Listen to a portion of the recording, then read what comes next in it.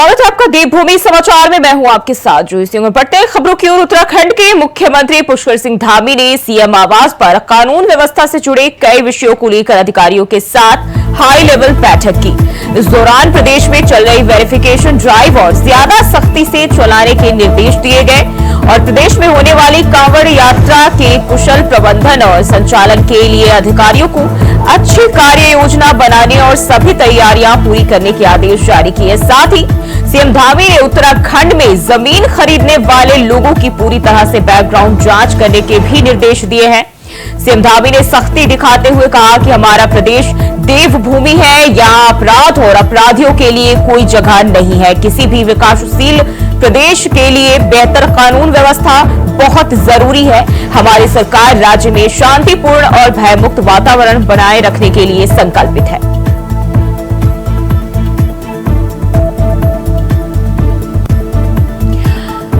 और इसी खबर पर ज्यादा जानकारी के साथ देहरादून से अभय कैंथुरा हमारे संवाददाता हमारे साथ जुड़ गए हैं।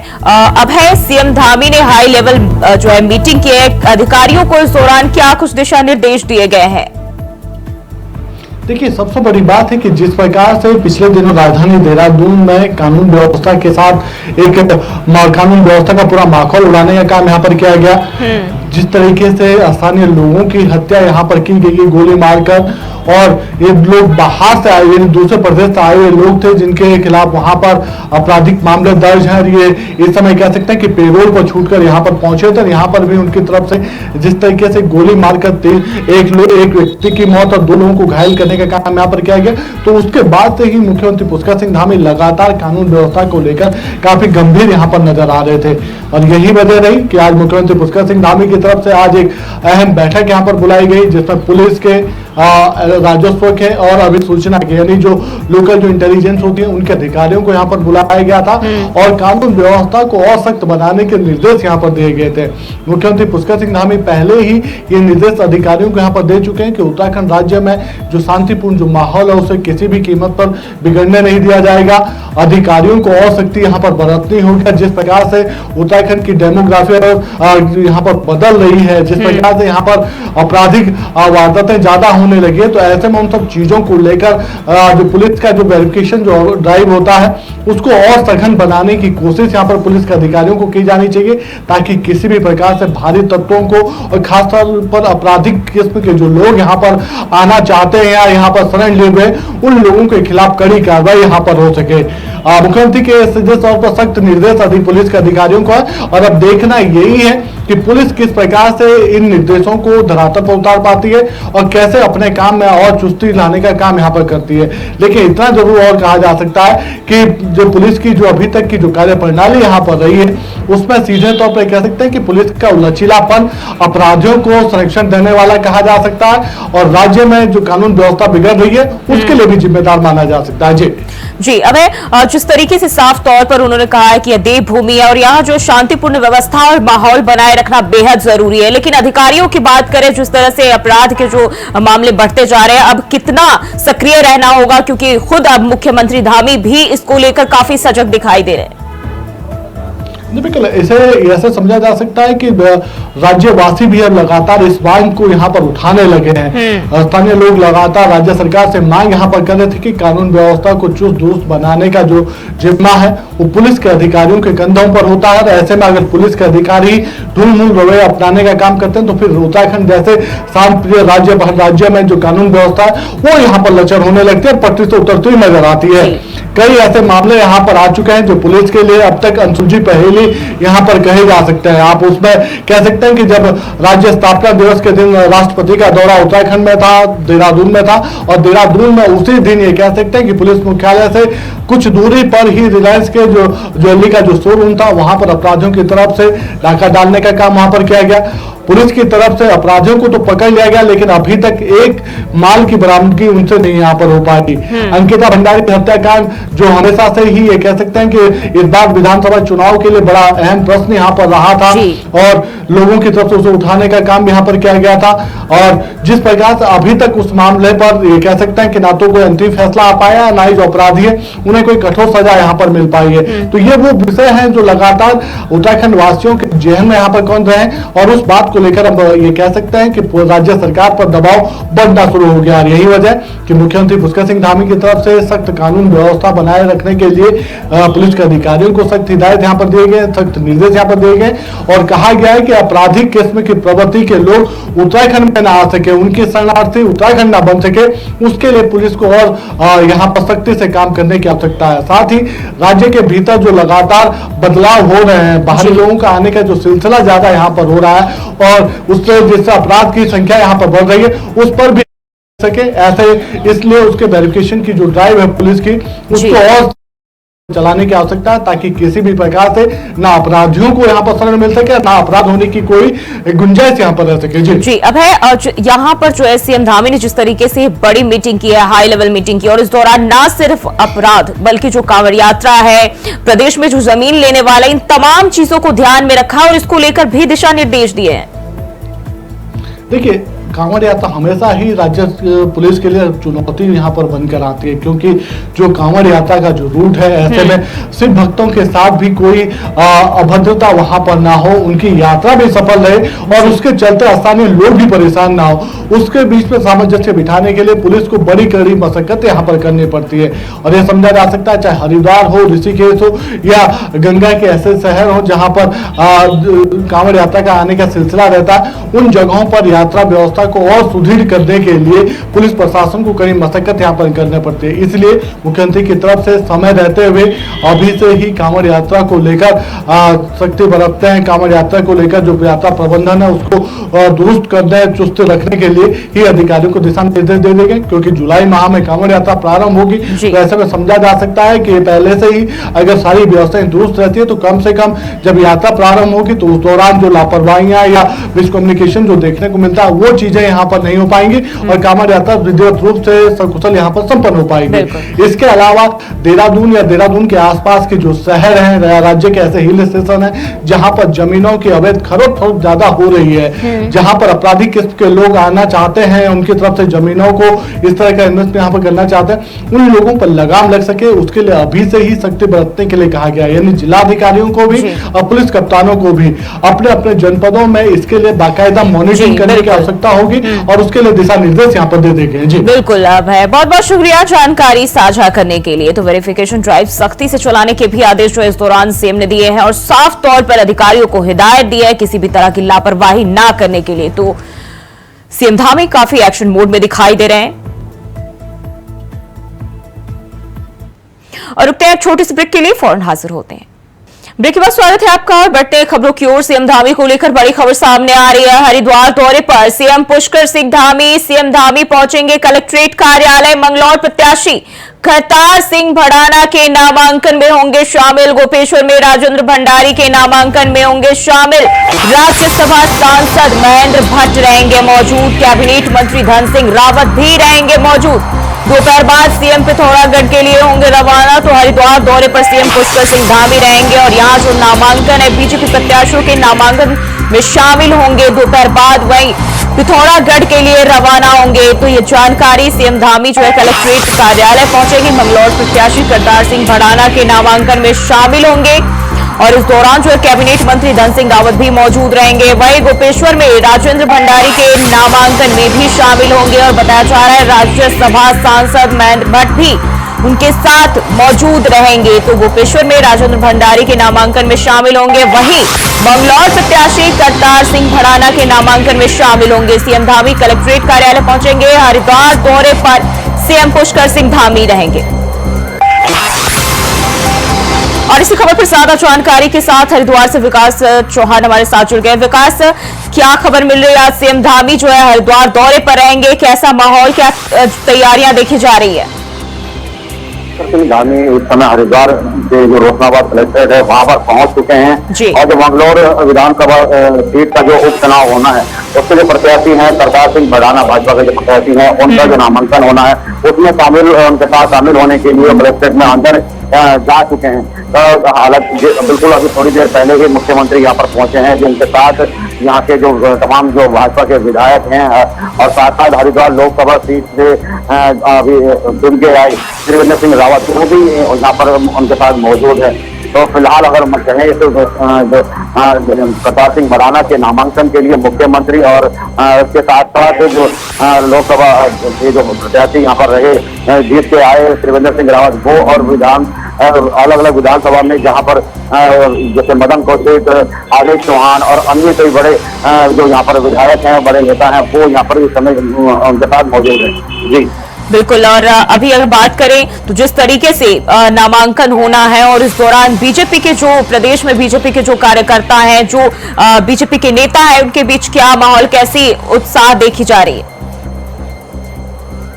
और अमन ये देखा जाता है कि जो उपचुनाव होता है वो कहीं ना कहीं सत्ताधारी जो पार्टी है उसके पक्ष में देखा गया है, क्योंकि अगर हम उत्तराखंड की विशेष तौर पर बात करें तो उत्तराखंड में अब तक जो 15 उपचुनाव हुए हैं और में से 14 सत्ताधारी जो पार्टी है उसके पक्ष में यहाँ पर रहे हैं। लेकिन जो कांग्रेस जिस तरह से मंगलौर की जो अगर हम बात करेंगे समीकरणों की तो काफी तंग यहाँ पर माहौल दिखाई बिल्कुल दे रहा है, क्योंकि जिस तरह से जो कांग्रेस के प्रत्याशी हैं काजी वो भी काफी मजबूत प्रत्याशी यहाँ पर दिखाई दे रहे हैं, क्योंकि उनका पुश्तैनी एक तरह से जो मंगलौर सीट है उनकी पुश्तैनी सीट चली आ रही है, क्योंकि उनसे और 2 बार वो खुद यहाँ से विधायक रहे हैं और उसके साथ उनके पिता भी यहाँ मंगलौर सीट से ही विधायक रहे हैं। तो कह सकते हैं वो भी काफी मजबूत कांग्रेस की तरफ से प्रत्याशी हैं। लेकिन जिस तरह से करतार सिंह भड़ाना मैदान में उतरे हैं, क्योंकि वो ये गुज्जर है। विकास, अगर हम मंगलौर की बात करें तो बीजेपी यहाँ से जीत नहीं पाई है, और इस बार अगर बात करें जिस तरीके के मुकाबले देखे जा रहे हैं और हम अगर सीएम धामी की बात कर ले, बीजेपी के काफी अच्छे नेताओं में आते हैं और इनकी जो इमेज है लोगों के बीच अच्छी है, कितना जादू चल पाएगा इस चुनाव में? जी बिल्कुल, जिस तरह से मुख्यमंत्री की जो छवि है वो कहीं ना कहीं युवाओं के लिए काफी और उनकी जो छवि है युवाओं में काफी देखने को मिलती है, क्योंकि जिस तरह का क्रेज जो भी वो हरिद्वार आते हैं वो देखते ही बनता है। वो जिस तरह से मंगलौर विधानसभा सीट है वो भाजपा के लिए, क्योंकि एक साथ का भी सवाल रहेगा, क्योंकि अब तक भाजपा वहां से नहीं जीत पाई है। हालांकि जिस तरह से भाजपा के जो विधायक थे उनके जाने के बाद जो चुनाव यहाँ पर होना है उसमें काफी उम्मीदें भाजपा को है, क्योंकि करतार सिंह भड़ाना को लाना, क्योंकि गुज्जर समाज का काफी बड़ा वहाँ पर वोट है, तो उसको प्रभावित करने के लिए गुज्जर को वोट देकर वहाँ पर प्रभावित करना, और साथ ही साथ जिस तरह से काजी जो कांग्रेस के विधायक हैं उनके सामने एक मजबूत कैंडिडेट भाजपा ने इस समय यहाँ पर उतारा है। तो कह सकते हैं कि मुकाबला चढ़ा होने जा रहा है। और हालांकि जिस तरह से समीकरण पूरे उत्तराखंड के रहे हैं, जैसे मैंने बताया कि 15 जो उपचुनाव हुए हैं उनमें 14 कहीं ना कहीं जो सत्तादल पार्टी है उसके पक्ष में रहे हैं। तो कह सकते हैं कि यहाँ पर भी तो कुछ इस तरह का देखने को मिलेगा, लेकिन भाजपा किसी भी तौर पर जो कांग्रेस के प्रत्याशी हैं उनको हल्के में नहीं लेगी। जी विकास, बहुत बहुत शुक्रिया जानकारी साझा करने के लिए। तो सीएम धामी हरिद्वार दौरे पर रहेंगे और इस दौरान जो है बीजेपी के दोनों प्रत्याशियों के नामांकन में शिरकत करेंगे।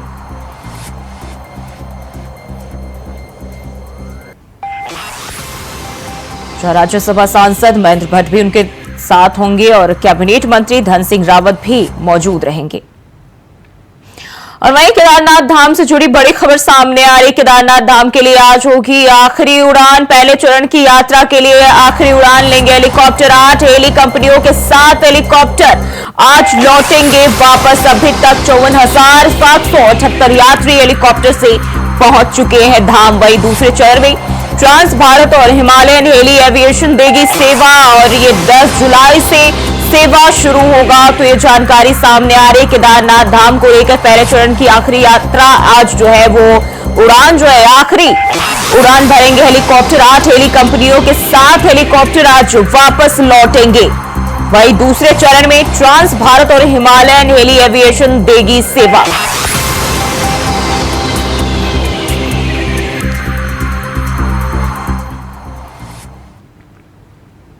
बढ़ते आगे मौसम को लेकर बड़ी खबर सामने आ रही। गर्मी से झुलस रहे कई जिलों में हुई बारिश। नैनीताल में मौसम ने बदली करवट। चमोली, रुद्रप्रयाग, पौड़ी, उत्तरकाशी में बरसे बादल। देहरादून और टिहरी में जमकर हुई बारिश, लोगों को गर्मी से मिली राहत।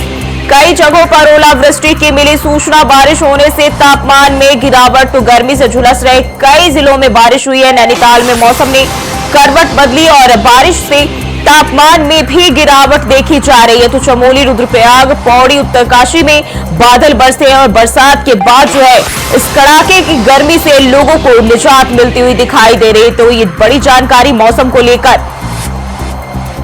तो देहरादून और टिहरी में जमकर बारिश हुई है, वहीं कई जगहों पर ओलावृष्टि की भी जानकारी मिली है। देहरादून और टिहरी में जमकर बारिश होने से तापमान में गिरावट आई है, लोगों को गर्मी से राहत मिली है। उत्तराखंड में मौसम से लोगों को कहीं ना कहीं राहत मिली है। बारिश आने से जो जनमानस है, जो गर्मी की तपस झेल रहा था, उसे अब आराम मिलता हुआ नजर आ रहा है। देहरादून समेत कई जिलों से ये खबर आ रही है कि जो बारिश है वो देखने को मिल रही है। मैं मौजूद हूँ देहरादून में और आप देख सकते हैं करीब आधे घंटे से हल्की बारिश चल रही है, जिससे तापमान में जरूर गिरावट आई है।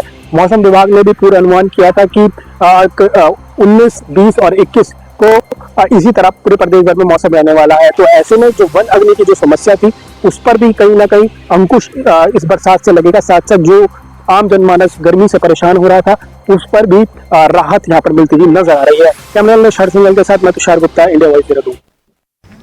और बढ़ते आगे खबर देहरादून से, जहां कैबिनेट मंत्री सतपाल महाराज ने उत्तराखंड में सड़कों का जाल बिछाने के लिए और सड़कों को सुंदर बनाने के लिए अपनी प्रतिबद्धता जाहिर करते हुए कहा कि बहुत जल्दी मुख्यमंत्री पुष्कर सिंह धामी वे खुद और अजय टम्टा केंद्रीय सड़क परिवहन मंत्री नितिन गडकरी से मुलाकात करने दिल्ली जाएंगे। आगे उन्होंने कहा कि इस मुलाकात में वे उत्तराखंड के लिए बहुत बड़ी सौगात लेकर आने वाले हैं। कुछ ऐसे भी मामले हैं जो सुलझे नहीं हैं, उनको सुलझाने का काम भी इस दौरान किया जाएगा। अधिक हम जाएंगे, माननीय मुख्यमंत्री जी जाएंगे और हमारे अजय टम्टा जी जाएंगे, जो इस समय जीत करके मंत्री बने हैं, और जाकर के सारी समस्या रखेंगे। जो मामले सुलझे नहीं है उनको सुलझाएंगे और उत्तराखंड के लिए अधिक से अधिक पैसा लाएंगे ताकि यहाँ की सड़कें बन सकें और सीमा के इलाकों को जो वाइब्रेंट विलेज के साथ हम जोड़ रहे हैं उनको हम केंद्र से जोड़ सकें।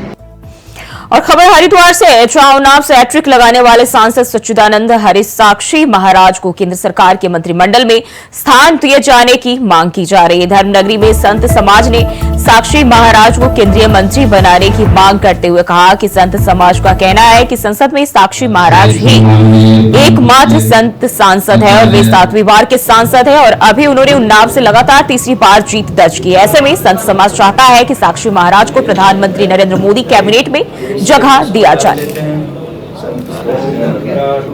एक हमारा संत जो है 7 बार जो है विजयी होकर के आया है, तो उनको केंद्रीय मंत्रिमंडल में स्थान मिलना चाहिए। ये हमारी ही नहीं, निर्मल अखाड़े की नहीं, सभी अखाड़ों की और हरिद्वार की के सभी संत समाज की ये मांग है और उनको ये उनके स्वरूप के अनुकूल है। ये हमारा मोदी जी से, अमित शाह जी से और उच्च अधिकारियों से, क्योंकि एक संत की विजय, क्योंकि सारा संत समाज उनको साक्षी जी को मानता है और भाई जहाँ योगी है, मोदी है और अमित शाह है और संत हैं, ये संतों के कारण ही भारतीय जनता पार्टी की विजय हुई है। हरिद्वार पे पावन धरा पर श्री पंचायती अखाड़ा निर्मल के महामंडल स्वामी सच्चिदानंद हरि साक्षी जी महाराज जो 7वीं बार लगातार सांसद बनते चले आ रहे हैं, इस बार भी उनको भगवान के आशीर्वाद से विजय प्राप्त हुई और भगवान का शुक्राना करने के लिए और संत महापुरुषों को धन्यवाद देने के लिए वो श्री पंचायती अखाड़ा निर्मल में पहुंचे और हरिद्वार के संतों के साथ उन्होंने मुलाकात की और सभी संत महापुरुषों ने, निर्मल अखाड़े ने और सभी साधु समाज ने साक्षी जी के आगमन पर साक्षी जी महाराज जी का बहुत बहुत धन्यवाद और बहुत बहुत स्वागत किया। दिव्य और भव्य रूप से उनका स्वागत किया गया और सभी संत महापुरुषों के द्वारा ये मांग भी की गई है कि जो साक्षी जी महाराज 7वीं बार सांसद बने हैं, बहुत बड़ी बात है। इसलिए और साधु समाज में से एक ही ऐसे व्यक्ति हैं जो इस बार सांसद बन करके विजय होकर के निकले हैं। इसलिए अमित शाह जी से, मोदी जी से, सभी संत महापुरुषों की ये मांग है कि साक्षी जी महाराज जी को कैबिनेट मंत्री में दिया जाए। और खबर टेरी से है, जहां पहाड़ी पर अटके स्विफ्ट में फंसे यात्रियों को रेस्क्यू किया गया। इस क्रेन हादसे में एसडीआरएफ ने तुरंत और कुशल बचाव कार्रवाई की। आपको बता दें कि टीम ने घटनास्थल पर पहुंचकर देखा कि स्विफ्ट कार लगभग 200 मीटर गहरी खाई में गिरी हुई थी और पहाड़ी पर अटकी पड़ी थी, जो कभी भी नीचे गिर सकती थी, जिस पर स्थानीय पुलिस के साथ मिलकर खाई में फंसे स्विफ्ट कार में फंसे 2 घायल लोगों को प्राथमिक उपचार दिया गया और उन्हें तुरंत देवप्रयाग के नजदीकी अस्पताल भेजा गया। टीम की फौरन कार्रवाई से कई लोगों की जान बच गई और बड़े हादसे को टाला जा सका।